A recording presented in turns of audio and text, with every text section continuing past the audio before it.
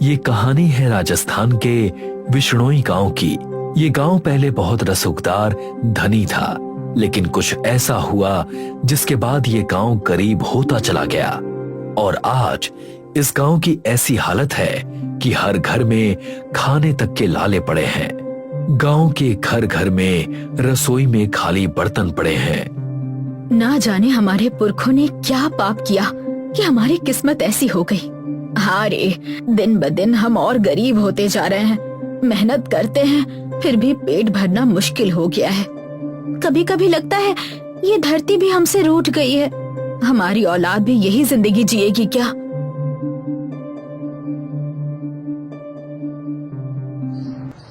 एक मुट्ठी आटा दे दो बेटी, साधु का पेट भर जाएगा। हमारे घर खुद खाने के लिए रोटी तक नहीं है, आपको कहाँ से दूंगी? बाबा, ये गांव धनहीन हो चुका है। धन की नहीं, विश्वास की कमी है तुम लोगों में।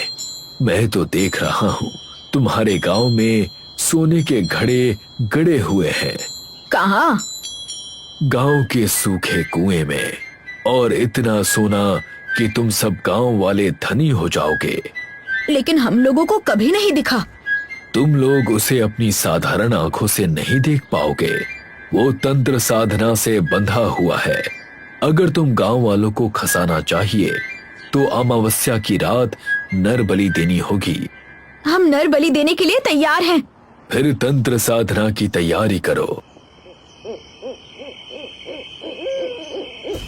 सूखे कुएं के पास गांव के लोग तंत्र साधना की तैयारी शुरू करते हैं। बाबा मदिरा, मांस, मत्स्य, रक्त, भस्म, कपाल इकट्ठा करके बैठते हैं। गांव वालों, नर बलि के लिए नर चाहिए, तभी पिशाच बंधन टूटेगा। बाबा, आप चिंता मत कीजिए, हम ग्रामवासियों के लिए अपना बलिदान देंगे। आप पिशाच बंधन काटने की प्रक्रिया शुरू कीजिए। बाबा पिशाच बंधन काटने के लिए तंत्र साधना शुरू करते हैं। रक्त धारा निरोध काय, छाया छिद्र संहार काय। बाबा ये तंत्र साधना पूरी रात करते हैं। जब तंत्र साधना अंतिम चरण में होता है तो सूखे कुएं के आसपास की धरती डोलने लगती है, जिसे देखकर गांव वाले डर जाते हैं। बाबा, ये क्या हो रहा है? इससे तो यही प्रतीत होता है कि धन की रक्षा कर रही धन पिशाचनी का ध्यान टूट गया है। बाबा बोल ही रहे होते हैं कि तभी धन पिशाचनी कुएं से बाहर निकलती है। उसका शरीर हवा में है, लंबे काले बाल हवा में सांप जैसे लहरा रहे हैं। आंखें खून से लाल, होंठ फटे, दांत नुकीले। उसका चेहरा अस्थियों जैसा सूखा हुआ है, त्वचा फटी हुई है और वो धन से लदी हुई है। ये देखकर गांव के लोग भागने लगते हैं। डरो मत, बस धन पिशाचनी को नर बलि दे दो, वो प्रसन्न हो जाएगी, गांव वाले धनवान हो जाएंगे। लेकिन बाबा, अपनी जान कौन देगा? कोई नहीं देगा अपनी जान। धन पिशाचनी को देखकर गांव के सभी लोग भाग खड़े होते हैं। तंत्र स्थल पर सिर्फ बाबा बचते हैं। मुझे नर बलि दो, मुझे नर बलि चाहिए। नहीं, नहीं। जब तुम्हारे पास नर बलि देने की शक्ति नहीं थी तो मेरा आह्वान क्यों किया? धन पिशाचनी बाबा की छाती पर बैठती है, नाखूनों से उसका दिल खींचकर बाहर निकाल लेती है और खाने लगती है। कुछ ही देर में कराहते कराहते बाबा का शरीर सिकुड़कर काला बन गया। अगली सुबह गांव के सभी लोग कुएं के पास जाते हैं तो देखते हैं कि कुआं अब अथाह गहरा हो गया है। दीवारें काई लिपटी, पत्थर खून से चिपचिपे हैं। उस कुएं में सोने की मुद्राएं तैर रही हैं। वो देखो, सोना ही सोना पानी में तैर रहा है। सीढ़ी लाओ, मैं अभी निकालती हूँ। मत जाओ, धन पिशाचनी तुम्हें भी मार देगी। देखा नहीं, कल बाबा ने पिशाच बंधन तोड़ दिया था। वो महिला सोना लेने के लिए लकड़ी से बनी सीढ़ी की सहायता से कुएं में प्रवेश करती है। जैसे ही महिला कुएं में प्रवेश करती है, कुएं का पानी बहुत तेजी से घूमने लगता है और कुएं में डरावनी हंसी की आवाज गूंजने लगती है। तभी वहां धन पिशाचिनी प्रकट हो जाती है। बचाओ! धन पिशाचिनी उस महिला का दिल निकाल लेती है और उसे खाने लगती है। ये देखकर गांव वाले वहां से डर के मारे भाग खड़े होते हैं। रात का समय है। गांव के सभी लोग धन पिशाचिनी के डर से सहमे हुए हैं और अपने अपने घरों में बंद हैं। गांव की ये रात अजीब है। गांव के सभी पेड़ अजीब तरीके से हिल रहे हैं।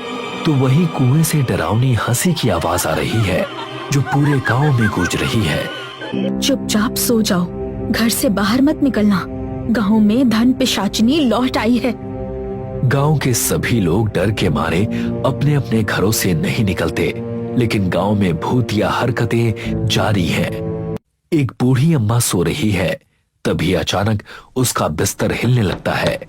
बूढ़ी की नींद खुलती है तो देखती है कि दरवाजा अपने आप खुल गया है और सामने सड़क पर बहुत सारा सोना पड़ा हुआ है।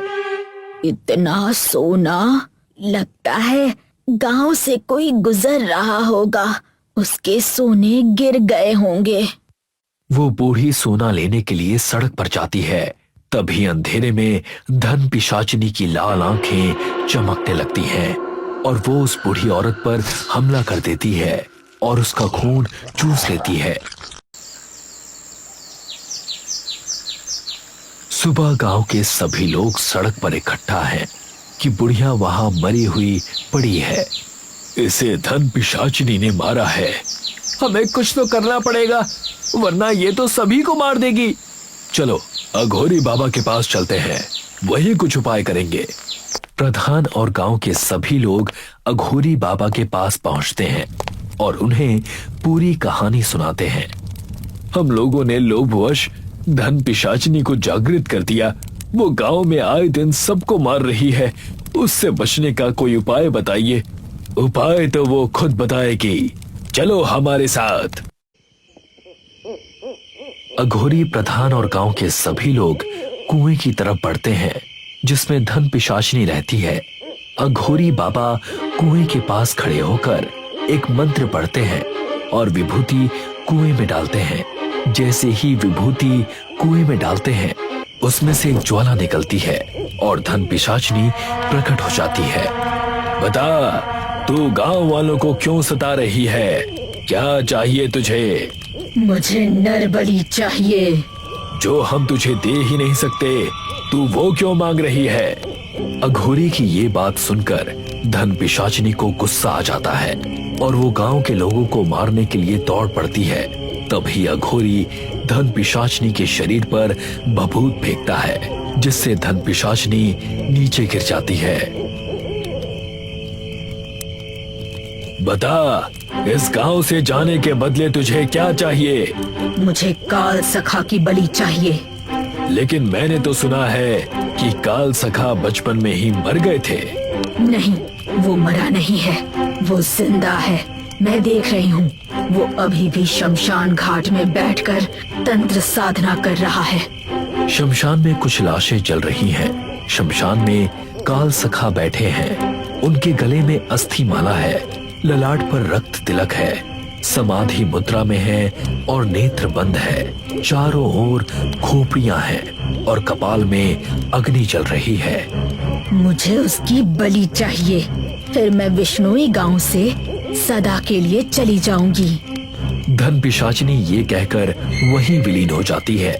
गांव के लोग सोचने लगते हैं कि काल सखा तो बचपन में ही मर गया था, फिर वो शमशान में तंत्र साधना कैसे कर सकता है? धन पिशाचिनी काल सखा का ही बलिदान क्यों मांग रही है? धन पिशाचिनी का काल सखा से क्या संबंध है? इन सवालों का जवाब जानने के लिए जुड़े रहिए हमारे साथ जटाधरा भाग